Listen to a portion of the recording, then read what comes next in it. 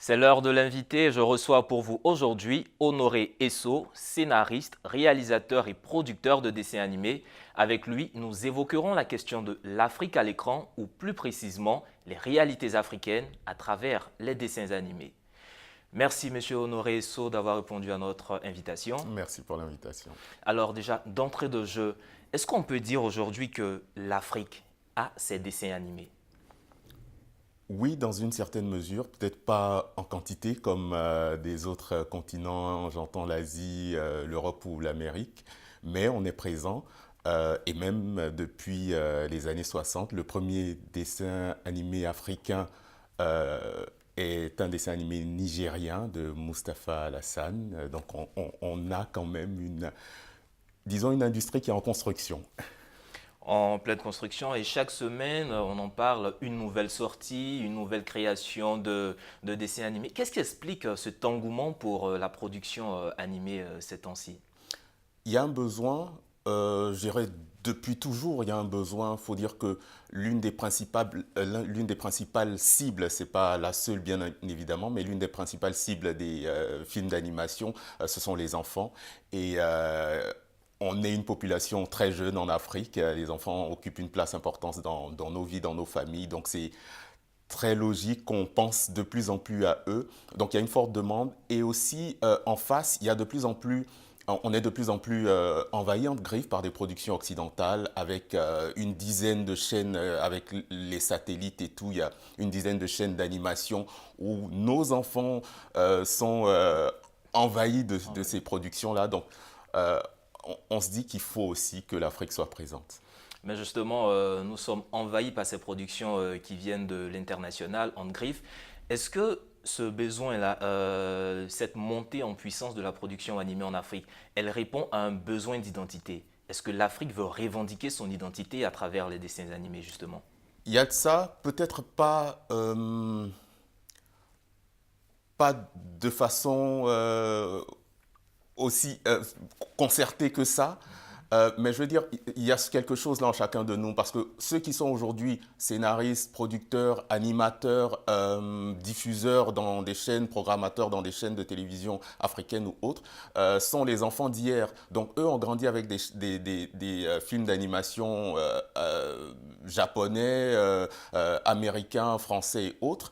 Et aujourd'hui, quand ils grandissent, ce sont des amateurs de films d'animation, mais quand ils grandissent, ils veulent aussi faire des films d'animation africains. Donc oui, quelque part, que ce soit consciemment ou inconsciemment, oui, quelque part, il y a cette revendication-là. D'identité. Mais Exactement. alors, vous produisez des dessins animés Made in Africa. C'est quoi l'objectif? Montrer les valeurs, les contes, les légendes africaines au plan international ou ce sont des dessins animés pour sensibiliser la population africaine même à destination du public africain? Il y a, je dirais, il y a plusieurs tendances. Je parlerai de ce que je connais le Mhm. mieux. Moi, j'ai eu la chance de travailler sur les deux premiers longs métrages d'animation de Côte d'Ivoire, Pokou Princesse Ashanti et Sundiata le réveil du lion, qui sont basés sur des personnages, des personnalités historiques africaines. Donc, Justement. l'objectif de la production Africatoon était dans le temps justement d'apprendre aux Africains d'abord, mais au monde aussi, euh, de donner une, de sublimer ces personnages-là, ok? Parce qu'ils sont certes connus dans nos régions, mais les faire connaître à travers l'animation, les mettre sous nos projecteurs, nos modestes Bien projecteurs. sûr. Donc, oui, l'ambition avec ce genre de production a été clairement voilà, de faire découvrir à cette époque-là en animation ces personnages historiques-là. Ça, c'est une tendance. Il y a aussi la réalité de la sensibilisation, comme vous l'avez dit.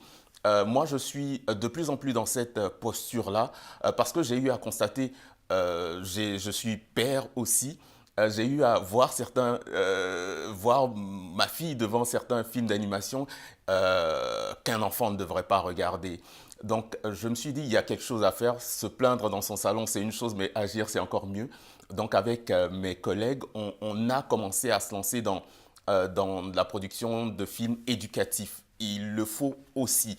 Maintenant, il y a une troisième tendance. Donc, on produit des films d'animation éducatifs, mais basés sur les réalités africaines.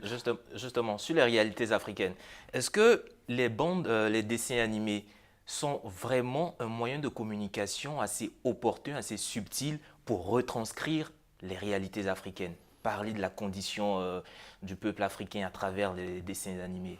Je crois que là, je l'espère en tout cas. C'est en tout cas ce qu'on essaie de faire, nous, producteurs, réalisateurs, animateurs et autres. C'est ce qu'on essaie de faire, le faire avec subtilité, parce qu'il y a ça aussi, un enfant n'est pas très patient. Un enfant, on ne doit pas l'assommer d'informations, de messages. Il faut arriver à l'embarquer dans une histoire. Et dans cette histoire-là, on lui glisse nos quelques messages de sensibilisation. Sinon, quand c'est trop brut. Pas facile à soutenir. Mais déjà, la différence entre les dessins animés et la production classique, le cinéma classique. Est-ce que la production, techniquement, financièrement, c'est plus aisé au niveau de l'animation que du cinéma classique ou c'est l'inverse? J'ai la chance de faire un peu les deux. Je ne fais pas que de l'animation. J'ai commencé par les films en prise de vue réelle, les films classiques. Et je continue d'ailleurs tout en faisant de l'animation. Je dirais que l'animation, c'est au moins 10 fois plus difficile, plus exigeant en termes de ressources financières, de ressources humaines, de travail. C'est beaucoup plus exigeant, ça demande beaucoup plus de moyens humains, financiers et autres que les films classiques. Malheureusement, la réalité est que sous nos cieux Le à nous, tropique, c'est autre chose. voilà, Alors, on est logé à la même enseigne, malheureusement. mais déjà en 2018, vous avez produit Nobu et Yara, qui sont diffusés actuellement. Un autre projet en cours? Oui, oui, Nobuo Yara, c'était après les longs métrages que j'ai fait avec Africatoon, notre structure Studio 6 a commencé à produire ces séries d'animation essentiellement pour la télévision parce qu'on s'est dit que nos pays ne sont pas encore prêts à soutenir des longs métrages d'animation. Et nous aussi, il faut l'avouer aussi, nous ne sommes pas encore prêts à produire des longs métrages d'animation de qualité. On va commencer par des séries d'animation et c'est ce qu'on fait, de la sensibilisation. Nobuo Yara, c'est l'histoire d'un petit frère qui fait des petites gaffes et sa grande sœur qui le recadre en lui apprenant des choses de la vie, les réalités de chez nous, les sacs plastiques qui sont beaucoup utilisés chez nous. Pourquoi il ne faut pas les utiliser, par exemple? Donc, c'est ce genre de choses-là. La deuxième production est en cours, Bouyou, qui, elle, montre les richesses de l'Afrique, les richesses à tous les niveaux. Au Maroc, par exemple, il y a plusieurs richesses au Maroc, bien entendu, mais on parle par exemple de la centrale solaire de Ouarzazate, qui est l'une des plus puissantes au monde, l'une des plus puissantes, la plus première en Afrique et l'une des plus puissantes au monde. Donc, on parle de Ménélik II en Éthiopie, on parle de Senghor. Donc, c'est montrer aux enfants que chez nous, en Afrique, il y a de grandes choses qui ont été faites et qui sont faites. Il y a des valeurs à promouvoir. Exactement. Il faut aimer notre continent, il faut rester là pour continuer à le développer. Aimer son continent, mais est-ce que dans ce sens-là, il y a des politiques nationales, une politique nationale qui vous accompagne? Il y a des sources de financement qui soutiennent un peu la production de dessins animés? Il y en a, on est mis on est mis dans le même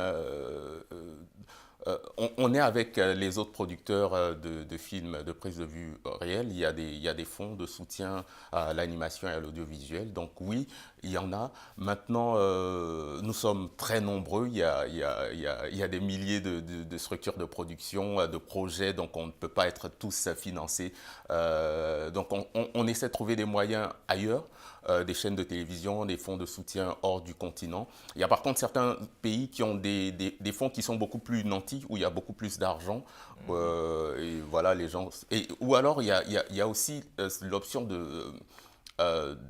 des entreprises elles-mêmes qui se financent, elles-mêmes qui ont une assise financière importante. Bon, il y en a très peu chez nous, mais dans des pays comme l'Afrique du Sud, l'Égypte par exemple. J'imagine Voilà. bien, très important le financement dans ce genre de production-là. Exactement. Alors, en un mot, si vous aviez un mot de fin, que dire des dessins animés pour l'Afrique, très rapidement? Je veux dire que l'Afrique a sa place à prendre. Il y a de très brillants artistes sur notre continent qui sont en train de travailler et qui vont faire sortir de très belles choses. Ce qu'on attend de vous, médias, du public, c'est de nous soutenir, de venir voir les films en salle, de les regarder quand ils passent à la télé, d'acheter les DVD et autres supports. Et voilà, on continuera à émerger et à faire émerger notre continent. Tout doucement. Merci beaucoup, Honoré Esso.